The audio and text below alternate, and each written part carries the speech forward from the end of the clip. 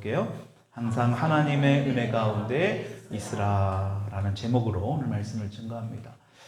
지난 시간에 바울이 또 바울 일행이 큰 도시인 버가에 머무르지 않고 풍토병으로 인해 고생하고 있는 이 바울이 이 비시디아 안디옥으로 가게 하시는 하나님의 놀라운 섭리를 우리가 보았습니다. 우리의 생각으로는 사람들이 많이 있고 또 복음을 전하기에 적합한 곳이라고 생각할 수 있는 이 바빌리아 버가에 머무르지 않고 또 하나님께서 이들을 지금 어디로 옮기셨어요? 비시디아 안디옥으로 가게 하셨다라는 것. 여러분 정말 우리의 생각과 하나님의 생각이 다름을 우리가 오늘 말씀을 통해서 우리가 지난 시간에 보았습니다. 그동안 함께했던 마가 요한도 떠나는 모습을 우리가 지난 시간에 보았죠. 게다가 바울은 풍토병에 걸려서 굉장히 어려운 상황의 처지에 있는 것도 우리가 보았습니다. 그러나 그 가운데 하나님의 놀라운 뜻이 있었음을 우리가 보았죠. 이렇게 비시디아 안디옥에 오게 된 바울, 오늘 본문에서 지난 시간에 이어서 예수 그리스도를 증거하는 것을 볼 수 있습니다. 우리 지난 시간에 보았던 부분, 우리가 크게 두 부분으로 나눌 수 있는데 지난 시간에 보았던 그 부분과 오늘 살펴볼 이 말씀의 이 두 부분으로 우리가 살펴보려고 합니다. 지난 시간에 이어 오늘 본문의 바울이 설교를 하고 있는 그 모습을 우리가 볼 수 있습니다. 그럼 여기서 바울은 예수님의 죽음과 부활을 전하고 있습니다. 오늘 본문에는 지난주에 살펴본 것처럼 바울과 바나바가 지금의 튀르키예에 있는 그 중남부 지역이라고 할 수 있는 비시디아 안디옥에 와서 안식일 날에 회당에 들어가 설교하는 내용입니다. 이 설교의 핵심이 뭡니까? 바로 예수 그리스도가 메시아다라는 것을 증거하고 있습니다. 우리 26절의 말씀 같이 한번 읽어봅시다. 시작. 형제들아, 후손과 너희 중 하나님을 경외하는 사람들아, 이 구원의 말씀을 우리에게 보내셨거늘. 여기 보면 이 구원의 말씀을 우리에게 보내셨거늘. 이 말씀이 바로 로고스입니다. 여러분, 하나님은 말씀이심을 믿으십니까? 하나님은 말씀이십니다.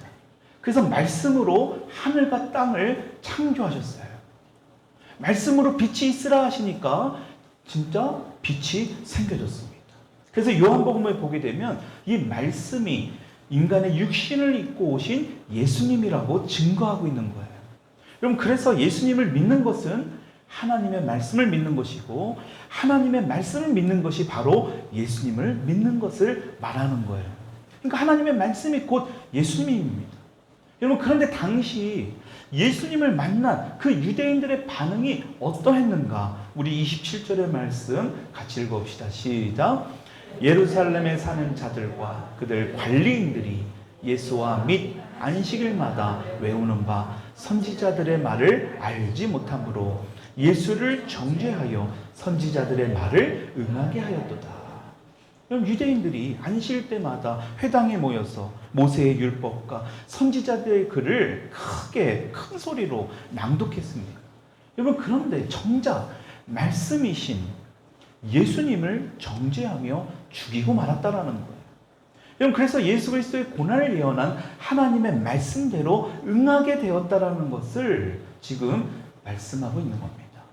우리 28절, 29절의 말씀도 우리 같이 한번 읽어봅시다. 시작. 죽을 죄를 하나도 찾지 못하였으나 빌라도에게 죽여달라 하였으니 성경의 글을 가리켜 기록한 말씀을 다 응하게 한 것이라. 후에 나무에서 내려다가 무덤에 두었으나. 우리가 매주 오늘도 사도신경에서도 고백했잖아요. 그렇죠? 빌라도가 나옵니다. 매주마다 우리가 고백하는 이 빌라도. 여러분, 유대인들은 이 로마 총독인 이 빌라도에게 예수님을 죽여달라고 요구합니다. 사실 예수님이 빌라도가 보았을 때는 하나도 죄를 있는 것을 찾지 못했잖아요. 그렇죠? 실제로 예수님은 죄가 없으니까요. 그래서 빌라도가 어떻게 합니까? 예수님을 풀어주려고 했죠. 근데 우리가 알아야 될 것은 정말 빌라도가 예수님이 좋아서 예수님을 믿어서 이 예수님을 풀려주려고 했던 게 아니에요. 예수님의 아들, 그러니까 하나님의 아들이라는 사실을 믿었기 때문에 빌라도가 풀어주려고 한 게 아니라 예수님과 함께 잡혀온 이 바라바를 풀어주게 되면 더 혼란스럽게 되니까. 이 바라바는 진짜 강도 중에 강도거든요. 많은 사람들을 죽이게 되고 여러 가지 혼란스러운 일들이 일어날 수 있게 될 것 같으니까, 걸림돌이 될 수 있을 것 같으니까 지금 뭐예요? 예수님을 풀어주려고 했던 겁니다. 근데 유대인들이 어떡합니까? 그 일을 좌시하지 않아요. 빌라도가 예수를 놓아주려고 하니까 여론을 조장합니다. 참 그때도 보면요, 진리를 알기보다는 뭔가 이 여론에, 궁중심리에 휘둘리는 것을 우리가 볼 수 있어요. 그러니까 밀란이 일어날 것 같으니까 결국 빌라도가 어떡합니까? 예수님을 사형 선고를 해버립니다. 그렇게 예수님은 십자가에 못 박혀 돌아가십니다. 여러분, 그런데 보십시오. 이 모든 것이 전부 다 하나님께서 이전에, 아주 예전부터, 예수님이 이 땅에 오시기 전부터 말씀하고 계셨다라는 거예요. 다시 말하면 결국 하나님의 말씀대로 다 이루어졌다라는 겁니다. 우리가 볼 때는 인간이 한 것처럼 보이지만, 빌라도를 죽인 것이 다 사람들이 한 것처럼 보이지만, 이미 오래전부터 예언자들을 통해 하나님께서 말씀하신 그 말씀이 이루어졌다라는 것을 우리가 볼 수 있습니다. 그럼 그 중에서도 구약 성경에 보면 많은 선지자들을 통하여 말씀하셨지만, 그 중에도 이사야 선지자, 그 53장의 말씀을 보면 이러한 내용이 너무나 잘 나와 있어요. 여러분, 이사야 말씀이 언제 쓰여졌습니까? 예수님이 오시기 전 약 700여 년 전에 쓰여졌던 말씀이에요.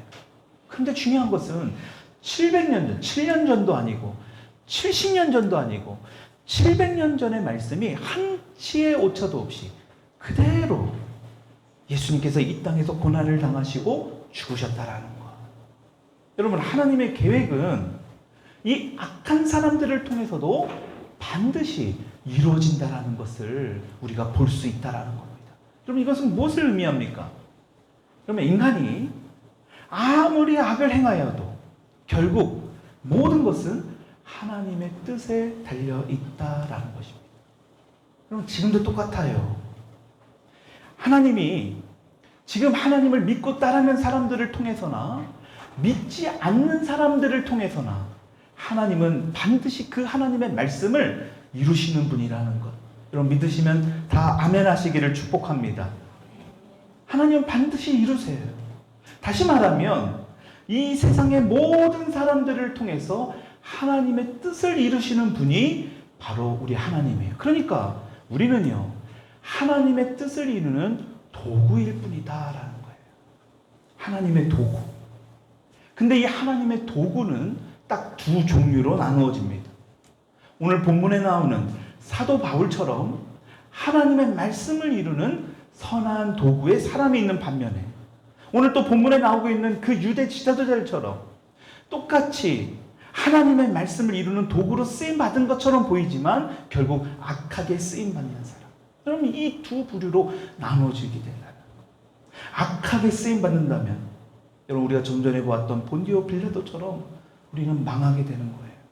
멸망하게 되는 겁니다. 여러분, 그래서 우리가 하나님의 말씀을 제대로 알아야 됩니다. 하나님의 말씀이 무엇을 말씀하고 있고, 이런 말씀에 우리가 민감히 반응하고 우리의 삶에 적용하는 것이 중요한 거예요. 다시 말하면 말씀에 늘 깨어 있어야 한다는 것. 여러분, 이것이 중요한 겁니다. 왜요? 우리가 하나님 말씀에 늘 깨어 있지 못하면 우리 인간은요, 죄로 가득해 있기 때문에 지금 이 유대 지도자들처럼 예수님을 못 박는 그 악한 도구로 우리가 아쉽지만, 안타깝지만 쓰임 받을 수도 있다라는 것을 우리가 염두에 둬야 합니다. 딱 두 종류예요. 선한 도구로 쓰임 받느냐, 악한 도구로 쓰임 받느냐. 여기 계신 모든 분들은 선한 도구로 쓰임 받을 수 있기를 축복합니다. 여러분, 반드시 그렇게 돼야 돼요. 그래서 오늘도 이렇게 우리가 예배를 드리는 거예요. 여러분, 그러나 하나님은 예수님을 죽음으로 끝내지 않았습니다. 우리 인간들이 볼 땐 그렇죠.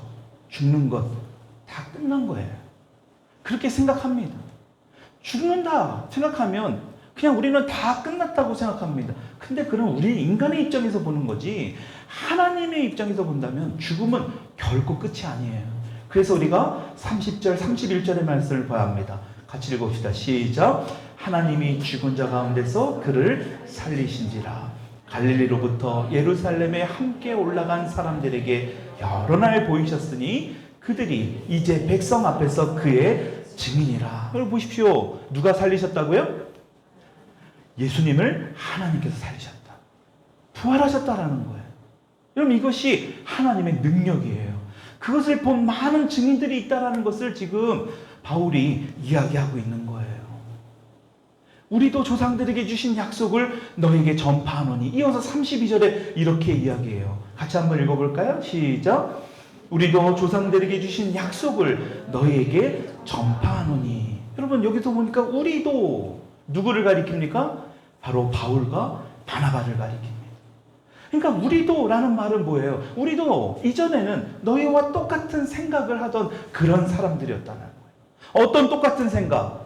예수님이 메시아가 절대 될 수 없다라는 생각, 예수님이 하나님의 아들이라는 것 절대 될 수 없다라는 그 착각, 생각을 이야기하는 겁니다. 여러분 그러면서 이렇게 얘기해요. 33절, 34절의 말씀을 읽읍시다. 시작. 곧 하나님이 예수를 일으키사 우리 자녀들에게 이 약속을 이루게 하셨다 함이라. 시편 2째 편에 기록한 바와 같이 너는 내 아들이라 오늘 너를 낳았다 하셨고, 34절 또 하나님께서 죽은 자 가운데서 그를 일으키사 다시 썩음을 당하지 않게 하실 것을 가르쳐 이르시되 내가 다윗의 거룩하고 미쁜 은사를 너에게 주리라 하셨으며. 여러분 33절에서 시편 2째 편이라고 이야기합니다. 시편 2편 7절의 말씀을 바울이 그대로 이용한 거예요. 시편 2편 7절 말씀 앞에 띄워놓은 말씀 읽어볼까요? 시작. 내가 여호와의 명령을 없나요? 있죠? 예. 내가 여호와의 명령을 전하노라. 여호와께서 내게 이르시되 너는 내 아들이라 오늘 내가 너를 낳았도다. 아멘.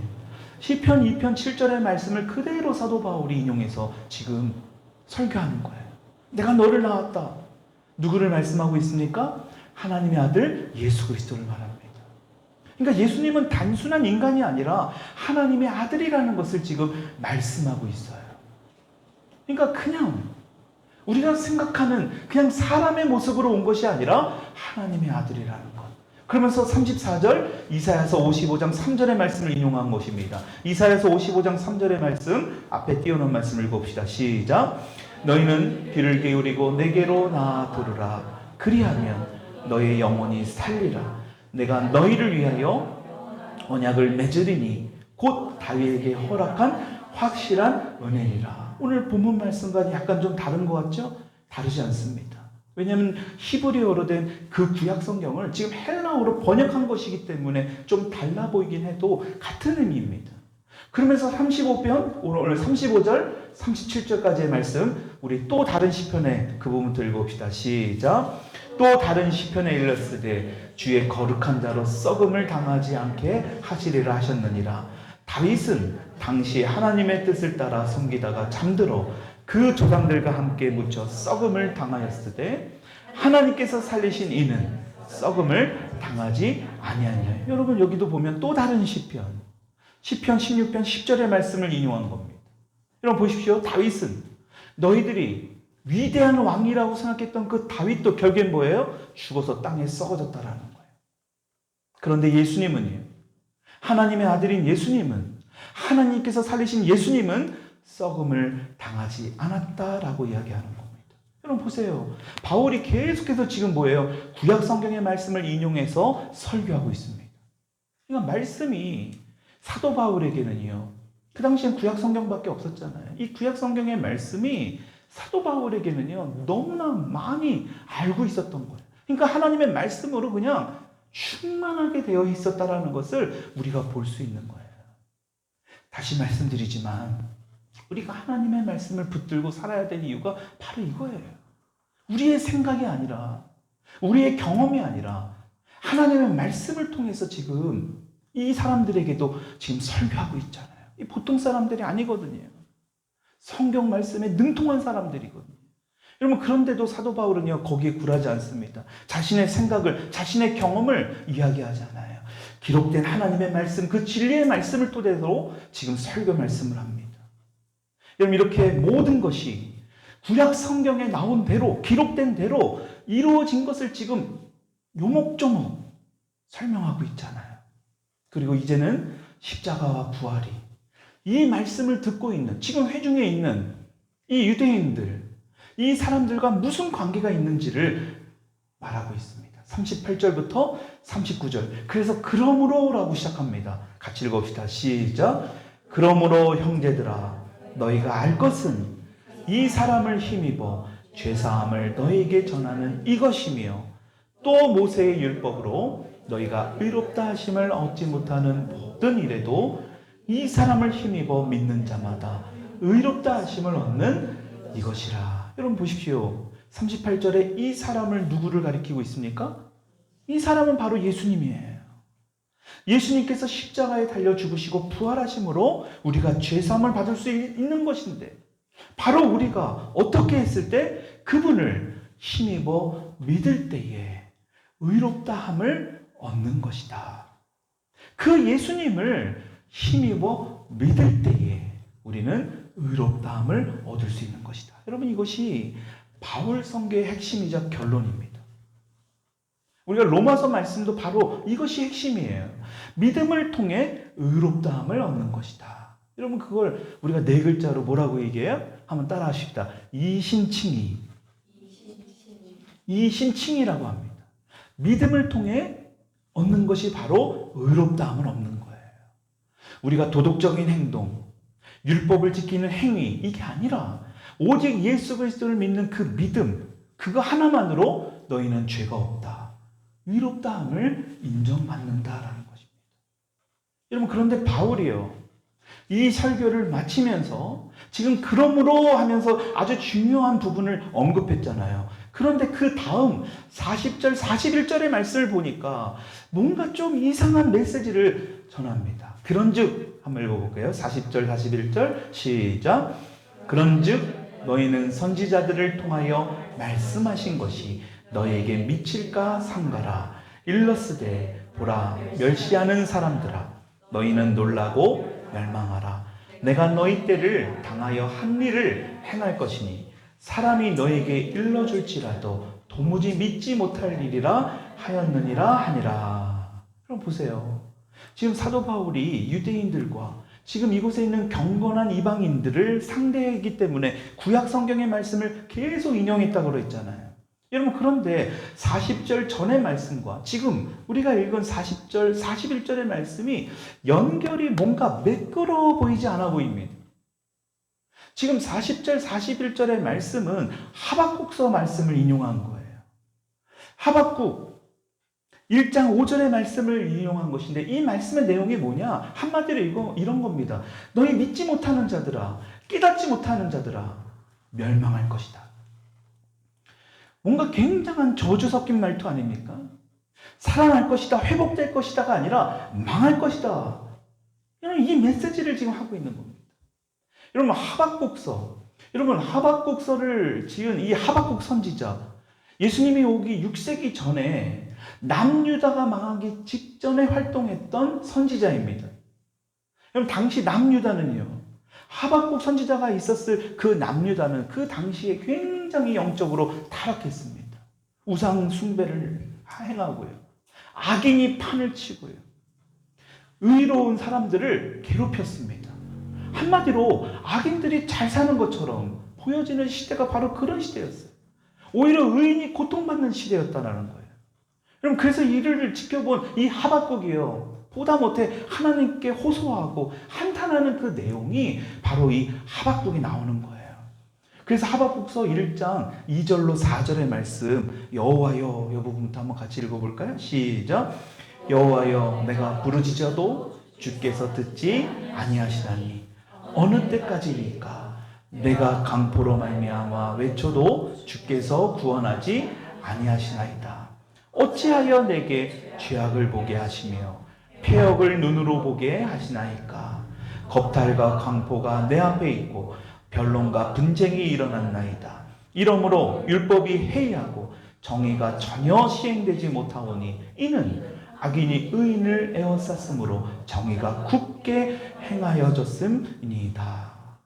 여러분, 한마디로 왜 악인이 판을 치고 의인이 고통받는 이 시대를 하나님 왜 가만히 보고만 있습니까? 이런 내용이에요. 그러니까 1장에서부터 하나님께 원망하는 이 말을 지금 쏟아놓기 시작하는 겁니다. 여러분, 그런데 잘 보면 오늘 우리가 살아가는 세상과 별반 다르지 않아 보입니다. 여러분, 지금 이 시대에도 악인들이 뭔가 잘 되는 것처럼 보입니다. 오히려 하나님의 말씀대로 살아가려고 하는 사람들이 손해를 보고 오히려 그 사람들이 뭔가 잘못된 모습들이 우리의 삶 주변에 종종 보입니다. 오히려 악을 행하는 사람들이 잘 사는 것처럼 보여져요. 어떻게 이런 일들이 일어나고 있는가? 지금 이 하박국도 하나님께 지금 항변하고 있는 거예요. 여러분, 그런데 그 항변하고 있는 하박국에게 하나님께서 이렇게 말씀해요. 하박국서 1장 5절 말씀 같이 한번 읽읍시다. 시작. 여호와께서 이르시되 너희는 여러 나라를 보고 또 보고 놀라고 또 놀랄지어다. 너희의 생전에 내가 한 가지 일을 행할 것이라. 누가 너희에게 말할지라도 너희가 믿지 아니하리라. 그럼 보세요. 하나님께서 너희가 전혀 예상하지 못할 그 한 가지 일, 그것을 내가 행할 것이다. 너희가 지금 혼란스럽고 부패한 이 모습에 놀라고 있느냐? 근데 앞으로는 더 놀라운 일을 보게 될 것이다. 아무도 믿지 않을 일. 어떻게 이런 일이 일어날 수 있어? 그런 만한 일을 내가 할 것이다 라고 말씀하고 있는 겁니다. 여러분, 그 말씀의 메시지를 지금 바울이요 41절에서 그대로 이 말씀을 인용해서 지금 설교하고 있는 거예요. 하박국 시대의 유다 백성들이 생각했던 게 뭡니까? 설마 하나님이 이방인을 들어서 우리를 치시겠어? 여러분, 그들은 절대 하나님이 우리를 심판하지 않을 것이라고 생각했거든요. 게다가 이방인이 우리를 쳐? 우리 같은 선량한 하나님의 백성들을 절대로 이 더러운 이방인들이 우리를 건들 수 없어 라고 생각했던 이들이에요. 근데 뭡니까? 이 모든 것들은 철저한 자신들의 생각이었어요. 여러분, 그래서 결국 하나님의 말씀을 무시하고 이들은 멸망했습니다. 여러분 보십시오. 지금 이 메시지를 듣고 있는 사도행전 시대의 유대인들, 어떻게 저 나사렛 예수가 십자가에서 저주받은 저 사람이 어떻게 하나님의 아들이 될 수 있고 메시아가 될 수 있고 구원자가 될 수 있어? 믿을 수 없어. 복음을 멸시하고 있는 겁니다. 사도 바울은 이것을 알았어요. 어떻게 가난한 집의 아들, 목수의 아들, 그 예수라는 사람 들어보니까 기적은 좀 행한지 모르지만 출신을 보니까 그냥 별 볼일 없는 사람 같은데, 게다가 나무에 달렸잖아요. 나무에 달린 자마다 다 저주받은 자라고 했는데 어떻게 저런 사람이 하나님의 아들이고 메시아가 될 수 있느냐? 믿을 수 없어. 자신의 생각을 붙들고 있는 지금 이곳에 있는 사도행전 시대에 지금 비시디아 안디옥에 있는 그 유대인들을 향해 바울이 이것을 지적하고 있는 것입니다. 과거 조상들이 자기의 고집, 그 자기의 생각을 버리지 못해 바벨론에 멸망당했던 것처럼 지금 너희도 예수가 무슨 구원자냐? 우리를 어떻게 구원해 줄 수 있냐? 너희의 생각을 내려놓지 않으면 너희도 똑같이 멸망당할 것이다. 여러분, 지금 그것을 바울이 설교하고 있는 거예요. 여러분, 그래서 사도행전 13장에 이 바울이 하는 설교의 핵심이 바로 이것입니다. 너희들의 생각을 버리고 하나님의 아들 예수님을 믿을 때 너희들 살 수 있을 것이다. 여러분, 그것을 39절에 앞서서 이야기한 거예요. 우리 39절 다시 한번 읽어볼까요? 시작.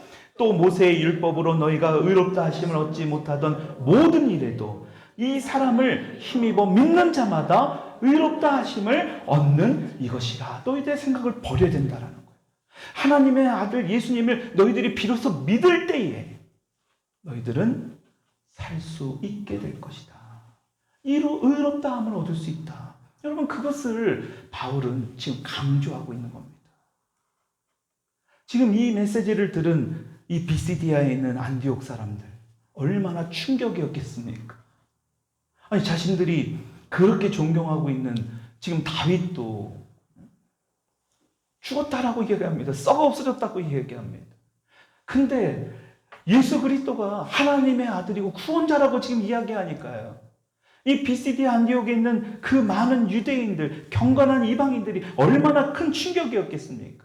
여러분 42절 43절의 말씀 같이 한번 읽어봅시다. 시작. 그들이 나갈새 사람들이 청하되 다음 안식일에도 이 말씀을 하라 하더라. 회당의 모임이 끝난 후에 유대인과 유대교에 입교한 경건한 사람들이 많이 바울과 바나바를 따르니 두 사도가 더불어 말하고 항상 하나님의 은혜 가운데 있으라 권하니라. 아멘. 보십시오. 말씀을 들은 사람들의 반응. 하박국 그 선지자의 메시지를 이용하면서 강력한 메시지를 지금 들었잖아요. 때로는 우리가 이런 메시지를 들어야 될 필요가 있거든요. 왜냐하면 너무 중요한 메시지니까요. 자신의 생각을 내려놓지 않으면 결코 멸망의 길로 갈 수밖에 없다는 것을 사도 바울은 분명히 알았거든요. 그러니까 비시디아 안디옥 이 사람들 똑같은 메시지를, 강력한 메시지를 들었는데 두 종류로 나누어집니다. 우리가 다음 시간에 살펴보겠지만 이 메시지를 어떤 사람들은요 오히려 격렬하게 반응합니다. 대응해요. 뭔가 이 바울의 말이 틀렸다라는 거예요. 그렇지 않다라는 거예요. 그 말은 다시 말하면 뭡니까? 자신들의 생각을 바꿀 마음이 없다라는 거죠. 그냥 나는 이대로 살 것이다라는 겁니다. 여러분 그런데 오늘 보니까요. 오늘 우리가 읽은 이 본문 말씀을 보면 사모한 유대인들이 있어요. 와, 바울 메시지를 들어보니까 정말 그래. 구약에 기록된 말씀에 그렇게 나와 있네. 바울의 생각이 아니라 분명히 기록된 하나님의 말씀이 보니까 바울이 이 말씀을 풀어주는 걸 보니까 정말 그래. 그러니까 어때요? 다음번에도 그 다음 안식일에도 이 메시지를 전해줄 것을 원하고 있는 거예요. 근데 또 다른 반면에 또 다른 사람들 다음 시간에 보겠지만 이 메시지를 받아들이지 않고 오히려 비방하고 오히려 반박하는 사람들이 그 당시에도 있었다라는 거예요. 오늘도 이 메시지를 듣고 여전히 내 생각을 붙들고 사는 사람들이 있겠죠. 오늘도 이 메시지를 전해 듣고도 여전히 내 뜻대로 내 경험대로 살려고 하는 사람들이 있을 수 있습니다. 여러분 바울은 그것이 멸망의 길이라는 것을 분명히 알았어요. 성령이 임재하시고 하나님을 만나보니까 자신이 가지고 있었던, 자신이 그동안 구약 성경을 그렇게 잘 알고 정통하게 알고 있었던 그 자신의 그 알고 있었던 알량한 그 지식이 한마디로 다 쓸데없는 것들이라는 것을 깨달았던 거예요. 잘못된 것들이었던 거예요. 그 생각을 빨리 내려놔야 된다는 거예요. 여러분 그래서 회당에 있던 그 많은 유대인들, 경건한 이방인들 바울과 바나바를 따랐다고 합니다. 여러분 중요한 건 보세요. 바울은요 그 따르는 많은 사람들을 자신의 편으로 하는데 사용하지 않았어요. 자신의 이익으로 사용하지 않았습니다. 뭐라고 얘기합니까? 오늘 제목이기도 한 항상 하나님의 은혜 가운데 있으라, 이런 권면을 합니다. 여러분 항상 하나님의 은혜 가운데 있으라는 이 말이 뭘까요? 여러분 인간은 본능적으로요 아무리 하나님의 은혜를 경험해도요 다시 내 노력, 내 행위로 돌아가려는 그런 성향이 있다라는 거예요. 그러니까 당시 유대인, 그 그리스도인들 중에서도요, 그러니까 유대인이었지만 예수를 믿고 회심한 많은 그 유대인 그리스도인들 중에도 예수님을 믿었지만 그래도 할례는 받아야지, 그래도 율법은 지켜야지, 자기 생각 안에 갇혀 있었던 많은 사람들이 있었다라는 겁니다. 그래서 바울은요 구원 이후의 삶에서도, 구원 받았다 하더라도 구원 이후의 삶에서도 오직 하나님의 은혜로 살아가야 한다는 것, 여러분 그것을 강조하고 있는 거예요. 그리고 여기서 보면요 그 가운데 있으라, 여기서 있으라의 그 헬라어 언어가 강력하게 결합하여 딱 붙어 있는 것을 얘기합니다. 그냥 단순히 그냥 슬쩍 있는 것이 아니고요, 우리가 강력 순간 본드를 붙이면 딱 달라붙어서 떨어지지 않잖아요. 아무리 털어도 떨어지지 않습니다. 끝까지 그것에 머물러 붙어 있으라는 의미입니다. 이 말은 뭘 의미할까요? 우리가 예수님을 믿는 믿음으로 구원 얻었습니다. 우리가 그 의심칭이라고 했습니다. 의롭다함을 얻었어요. 여러분 이것은 순간적으로 우리가 단번에 일어날 구원의 시작입니다. 근데 문제는 그 구원을 얻고 나서 그 이유라는 것이, 구원을 얻은 그 이유, 우리의 삶, 우리 매일의 삶에서, 다시 말하면 성화에서 매일매일마다 공급되는 그 하나님의 새로운 은혜가 우리의 인생에서 필요하다라는 거예요. 그러니까 날마다 하나님의 은혜가 우리에게 필요한 거예요. 아침마다 하나님의 말씀으로 우리가 기도로 그 하나님의 은혜를 구하며 살아갈 이유가 바로 여기 있는 겁니다. 그러니까 사도 바울이 뭐라고 얘기해요? 항상 하나님의 은혜 가운데 있으라. 다음 주에 지금 이제 바울과 바나바를 대적합니다.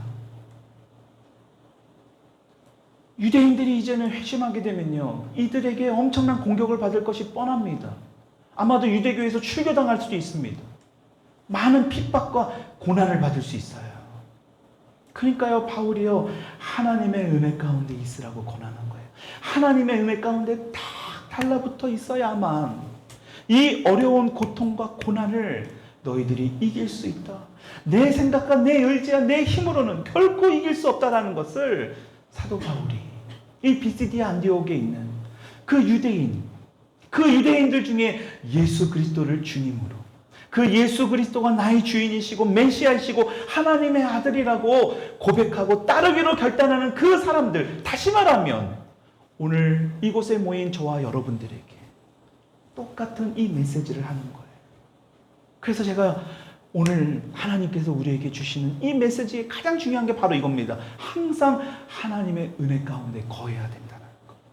오늘 저와 여러분들이 한 주간을 살아갈 때 다른 것보다 구해야 될 게 바로 이겁니다. 항상이에요. 항상 하나님의 은혜 가운데 거할 수 있는 저와 여러분들이 될 수 있기를 축원합니다. 그러니까 늘 깨어 있어야 합니다. 우리는 조금만 환경을 보고 조금만 상황만 봐도요, 금방 낙심할 수밖에 없습니다. 금방 좌절할 수밖에 없어요. 금방 포기할 수밖에 없어요. 그게 바로 우리 인간의 연약함이에요. 그러니까 인간을 의지해서는 안 돼요.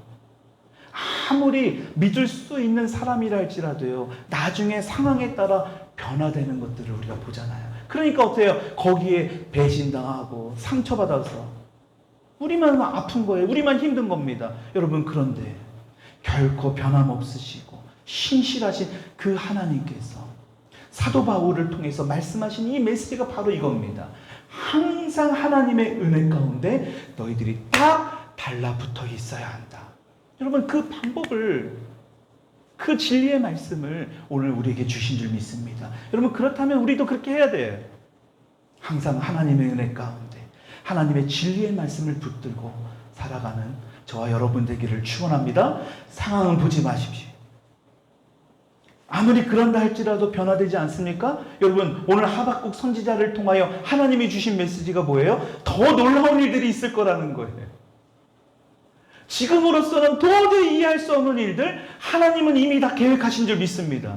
지금 불의가 판치는 것 같아도요, 하나님을 믿지 않는 사람들이 뭔가 이 나라를 장악해서 좌지우지하는 것 같아도 하나님은 다 이미 계획 가운데 있는 줄 믿어요. 여러분, 그렇기 때문에 우리가 그러한 믿음으로 기도하고요, 그러한 믿음으로 우리가 할 말들 하는 거고요, 우리의 어떤 잘못된 불의한 것들을 보고 우리가 표현할 수 있는 겁니다. 왜? 하나님이 하실 것을 믿기 때문에 우리가 그러한 믿음으로 우리가 행함을 보여드릴 수 있는 거예요.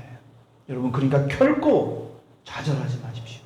내 생각, 내 의지, 내 경험, 결코 그것을 이길 수 없습니다. 하나님의 진리의 말씀, 오늘도 하나님의 은혜를 붙들고 승리하는 여러분들이 되기를 주님의 이름으로 축원드립니다. 우리 같이 기도하십시다.